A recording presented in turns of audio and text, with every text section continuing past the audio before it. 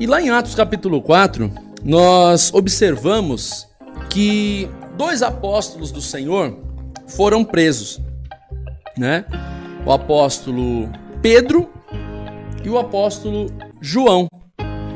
Só que antes deles serem presos, nós observamos que fogo do Espírito Santo tinha descido, mais de 3.000 batizados, né? Eles estavam cheios da ousadia do Espírito Santo. A cura de um coxo na entrada do templo, né? A célebre frase que Pedro vira para o coxo e diz: eu não tenho ouro, não tenho prata, mas o que eu tenho eu te digo, levanta e anda em nome do Senhor Jesus, né? O discurso de Pedro com muita ousadia. Enfim, os camaradas estavam voando na unção, né? O negócio estava...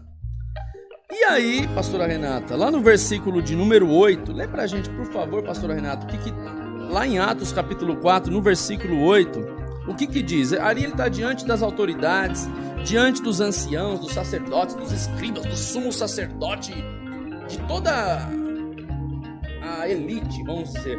E o que Pedro fala lá em Atos capítulo 4, versículo 8? Então Pedro, cheio do Espírito Santo... Eita Deus, disse-lhes, autoridades e líderes do povo.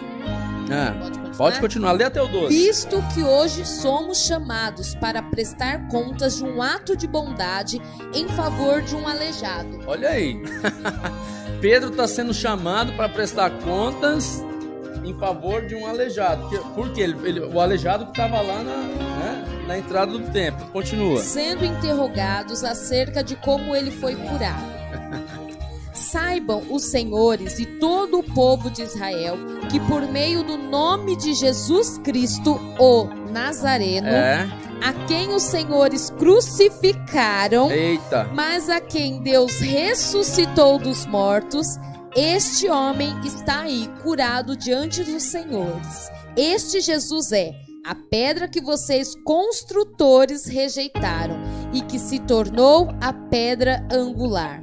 Não há salvação em nenhum outro, pois debaixo do céu não há nenhum outro nome dado aos homens pelo qual devamos ser salvos. Aí, pastora Renata e povo de Deus que nos assiste aqui, lá no versículo 13 a gente vai ver o relato daqueles que estavam ali. E eles ficaram assustados com a forma como que Pedro falava, né? Porque eles observaram, falaram: nossa, Pedro está falando com uma ousadia tão grande, né? Não é possível. Eles sabiam que aqueles homens eram pescadores, eram homens iletrados. A palavra de Deus fala, né? Que eles sabiam que eles eram homens iletrados e reconheceram. O que diz no versículo 13, pastora Renata? Olha só isso, povo de Deus. Vendo a coragem de Pedro e de João e percebendo que eram homens comuns e sem instrução. Olha, aí seria um analfabeto, mal sabia ler, sabe? É o que muitas vezes fala, esse povo evangélico é tudo burro, né?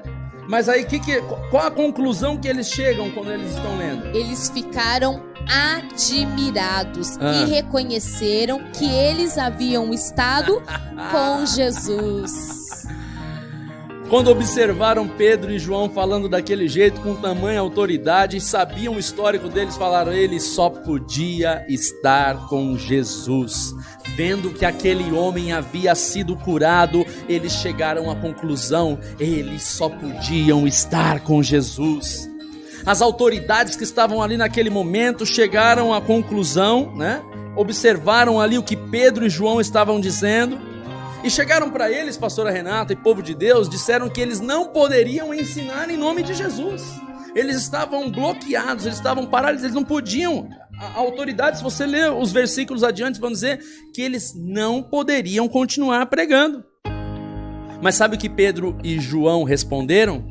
Nós não podemos deixar de falar das coisas que nós vimos, das coisas que nós ouvimos. Nós vamos continuar pregando, nós vamos continuar falando. Aí as autoridades os ameaçaram, as autoridades os soltaram, porque não tinha com o que acusar. A única coisa que eles tinham de evidência era: eles só podiam estar com Jesus. Pastora Renata, povo de Deus, o mundo pode nos julgar, né? O mundo pode nos acusar, mas no final eles vão ter que dizer: eles só poderiam estar com Jesus, eles só poderiam estar falando desse Jesus. Essa ousadia, essa fé inabalável, eles só podem estar com Jesus. A esperança de uma nova vida, o arrebatamento, a ressurreição, eles só podiam estar com Jesus. Essa conversa é de quem anda com Jesus, essa conversa é de quem convive com Jesus. Que o nosso testemunho, que o seu testemunho levante a conclusão por onde quer que você passe. As pessoas olhem para você, olhem para o seu testemunho e cheguem à conclusão: ele só poderia estar com Jesus, não existe outra explicação. Por isso eu digo para você: ande com Jesus, ore com Jesus, acorde com Jesus, come com Jesus, né? Trabalhe com Jesus, ore com Jesus, beba com Jesus, assista com Jesus, para que o mundo veja o reflexo de Cristo na sua vida e eles possam chegar e dizer: ele só podia estar com Jesus. Fique com essa palavra, medite sobre o que a igreja está passando nesses dias, né? O que nós estamos vivendo nesse dia. Nós não podemos nos calar, nós não podemos ficar quietos daquilo que nós estamos vendo e ouvindo, como o apóstolo Pedro disse.